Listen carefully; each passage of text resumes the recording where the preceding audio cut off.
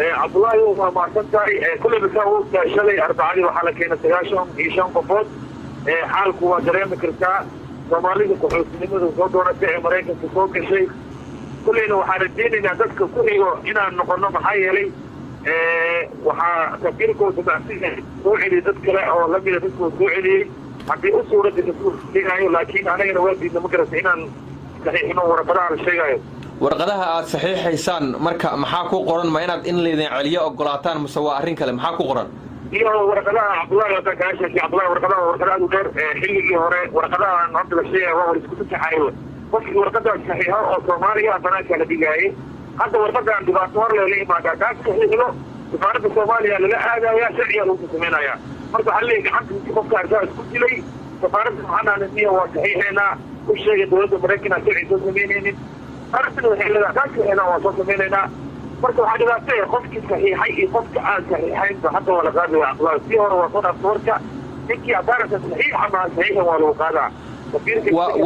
waan gartay hadda intee qof damacsan yihiin Mareykanku inay dib ugu soo celiyaan Soomaaliya Cabdullaahi intii in la eg waay kulli Mareykanka inta ku xiran 400 waa gaaray inta dhacsan hadana 300 400 camal waay tagaasha kii soo qaaday insha Allah la soo qaaday Cabdullaahi laakiin anaga waxaan noo qorshaysan inaan raacin waxa la sheegayo anagoo xirxiran oo gacmaha ilwaana la xiran la soo qaaday sababta Cabdullaahi waxa ku sheegay dadka la soo qaaday waxa laga xiray lugaha waxa laga xiray gacmaha waxa laga xiray caloosha ninki diina waxa loo gelina jawaan afkalo gelina wallahi inaan been sheegin maanta si kastaba hal fiiri marba hadii la idin soo qaaday inaad ogtihiin maxaa diiday inaad warqada iska saxiixdaan oo idinkoo xuro la idin soo celiyo hadiiba in la idin soo celiyo aad ogteen oo jajuubkaasi rafaadka maxaa isku gelinaysaan waxaan isku gelinaynaa dhibaatada qaranka sabab aniga Mareykanka ma haysto safaaradan haysto maamul baa noo sheegayaan waxay leeyihiin wadkii waxay inaad xafiyaan waxaa ku tagtaa safaaradiina Soomaaliya hana tiraahdo dadkan wax dukumiinti ah u sameynayno safaaraddu waa la codsanay warkiina waa ka dhigay adeegtay digniin waxaa codsanayna madaxda Soomaaliya ay hadda musharaxiinta u taagan iyo kuwa hore xilkii hay nimanka inay qabtaan haddaan la ka qaban karin lacagii naga baxay hadoo la celiyo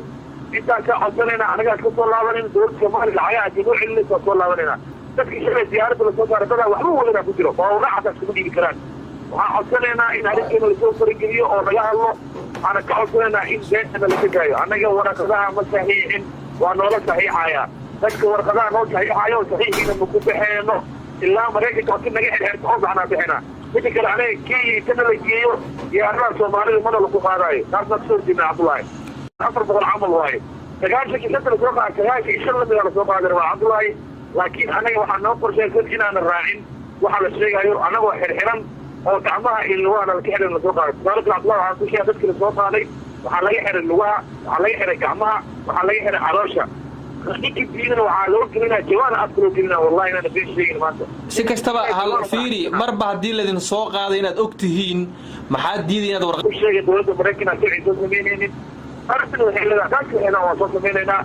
marka waxaa dhibaatay qofkii saxiixay iyo qofka aan saxiixayn hadda waa la qaadaya Cabdullaahi si hore waa soo aftoorka ninkii abaarta saxiix ama saxiix waa lagu qaadaa waan gartay hadda intee qof damacsan yihiin Mareykanku inay dib ugu soo celiyaan Soomaaliya Cabdullaahi intii in la eg waay kulli Mareykanka inta ku xiran 400 waa gaaray inta dhacsan hadana 300 Cabdullaahi waa ma santay kulli bisaawo shalay 4 waxa la keenay sagaashon hisham qofood xaalku waa dareemi kartaa Soomaalida ku-xulsinimadu soo doonatay Mareykanka soo gashay kulleyna waxaan rajaynaynaa dadka ku xigo inaan noqono maxaa yeelay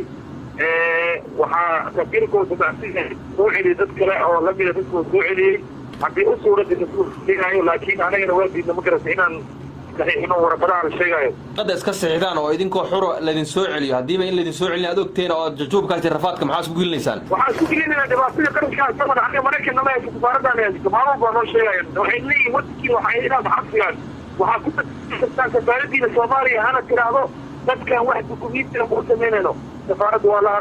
codsanay warkiina waa ka dhigay adeegtay digniin waxaa codsanayna madaxda Soomaaliya ay hadda musharaxiinta u taagan iyo kuwa hore xilkii hay nimanka warqadaha aad saxiixaysaan marka maxaa ku qoran ma inaad in la idin celiyo ogolaataan mise waa arrin kale maxaa ku qoran iyo warqadaha Cabdullaahi hadda ka sheekay Cabdullaahi warqadaha u dheer xilligii hore warqadaha hadda la sheegay waa isku taxayo qofkii warqadaha saxiixa oo Soomaaliya banaanka la dhigay hadda warqadan dhibaato hor leh leeyahay taas saxiixdo safaaradda Soomaaliya la aadaya sharciga lagu sameeynaya marka waxaa leeyahay gacanta qofka arkaa isku dilay safaaradda waxaan aananiya waa saxiixeynaa